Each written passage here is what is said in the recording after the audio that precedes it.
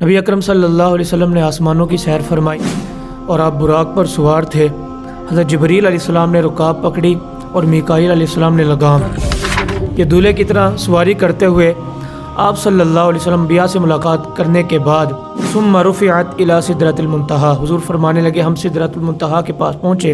اس کا حال آپ بیان فرما رہے ہیں، فَإِذَا نَبْقُهَا مِثْلُ پِلَالِ حَجَرَ، حضور فرمانے لگے کہ وہاں پر منتہا پر جب ہم پہنچے ایک میں نے درخت دیکھا بیری کا، اور اس کے بیر حجر کے مٹکوں کی طرح بڑے بڑے تھے۔ وَوَرْقُهَا مِثْلُ أَذَانِ الْفِيلَةِ، اور اس درخت کے پتے ہاتھی کے کانوں کی طرح تھے۔ یہ اصل میں یہ حجر کے بارے میں اس کی تفصیل کچھ یوں ہے کہ یمن میں ایک شہر اس کا نام حجر ہے، اور وہاں کے مٹی کے مٹکے بڑے بڑے مشہور ہیں، اور نبی اکرم صلی اللہ علیہ وسلم یہ سدرۃ المنتہا کی نشانی بیان فرما رہے، وہاں بیری کا درخت اور اس کے بیر جو ہیں وہ بڑے بڑے تھے، جس طرح یمن کا جو شہر ہے وہاں کے مٹکے بڑے بڑے ہوتے ہیں۔ اور ساتھ ہی فرمایا کہ پتے عام درختوں کی طرح پتے نہیں تھے، بلکہ جس طرح ہاتھی کے بڑے بڑے کان ہوتے ہیں ایسے اس کے پتے تھے۔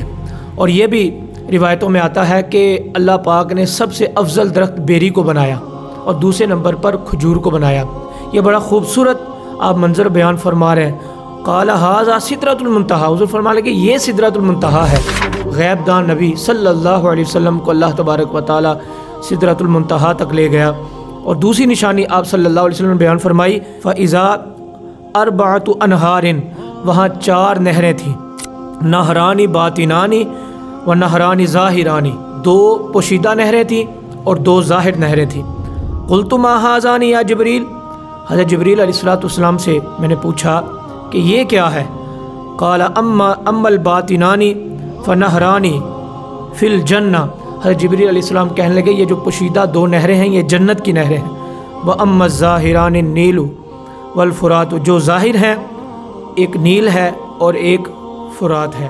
یہ نبی اکرم صلی اللہ علیہ وسلم سدرۃ المنتہا کا منظر بیان فرما رہے ہیں۔ اللہ تبارک و تعالیٰ نے کس قدر حضور کو عظمت عطا فرمائی، گویا کہ حضرت جبریل علیہ السلام کہنے لگے کہ آپ کی امت کو اللہ پاک اتنا نوازے گا، یہ جو 2 باطن یعنی پوشیدہ نہریں ہیں کل قیامت میں جنت میں آپ کی امت کو اللہ عطا فرمائے گا۔